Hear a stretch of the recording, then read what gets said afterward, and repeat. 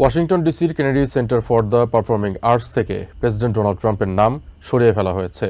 গত কয়েক সপ্তাহ ধরে চলা আইনি লড়াইয়ের পর শুক্রবার দিবাগত রাত থেকে শ্রমিকরা প্রেসিডেন্ট ট্রাম্পের নাম অপসারণ শুরু করেন। শনিবার ভোর নাগাদ এই প্রক্রিয়া সম্পন্ন হয়।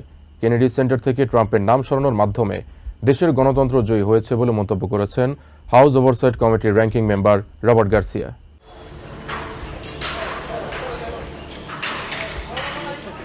শনিবার ভোররাত থেকেই কেনেডি সেন্টারের সামনে থেকে প্রেসিডেন্ট ডোনাল্ড ট্রাম্পের নামের অক্ষরগুলো একে একে সরিয়ে ফেলতে থাকেন শ্রমিকরা। প্রায় আধা ঘন্টার মধ্যেই তারা পুরো নাম সরিয়ে ফেলার কাজ সম্পন্ন করেন।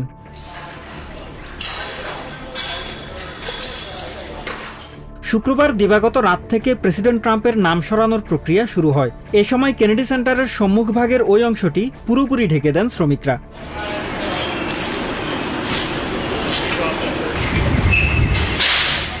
তবে নাম সরানোর আগে সেটি ঢেকে রাখার সমালোচনা করেছেন সেখানে উপস্থিত থাকা ডেমোক্রেটিক কংগ্রেসম্যান জয়েস বেটি। তার মতে এটি প্রেসিডেন্ট ট্রাম্পের অহংকারী স্বভাবেরই প্রতিফলন। Not wanting the public to see his name come off of this vanity project that he has created. But the American people are stronger, they're better, and they're bigger than that.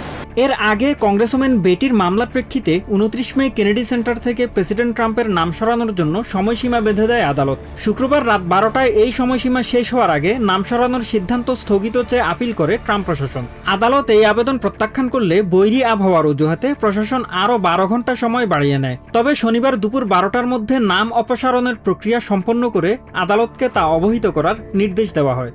এদিকে এই ঘটনাকে দেশের গণতন্ত্র এবং আইনের শাসনের এক গুরুত্বপূর্ণ প্রতীক হিসেবে অভিহিত করেছেন হাউস ওভারসাইট কমিটির র্যাঙ্কিং মেম্বার রবার্ট গার্সিয়া।